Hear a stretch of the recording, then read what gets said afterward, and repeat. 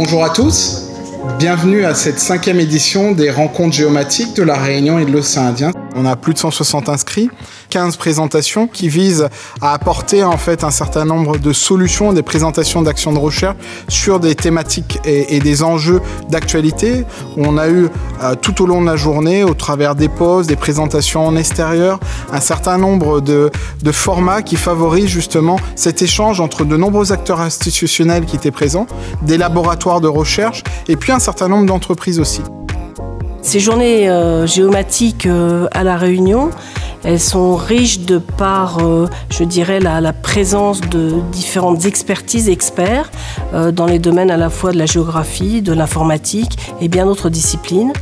L'Agora existe depuis plus de 30 ans et elle participe depuis toutes ces années à des groupes d'experts autour de la donnée géographique où c'était assez naturel de participer à l'organisation des RGR.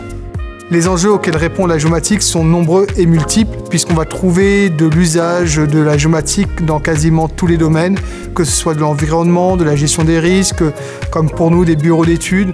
Je participe au RGR pour présenter mes résultats, mes travaux de recherche sur les littoraux de Mayotte et également pour apprendre et connaître d'autres personnes et voir comment ils travaillent et essayer de m'apporter des outils et des connaissances supplémentaires pour que je puisse réutiliser aussi. L'IGN identifie comme enjeu majeur aujourd'hui de cartographier l'Anthropocène. C'est l'ère géologique actuelle dans laquelle l'activité humaine a une influence prépondérante sur l'environnement.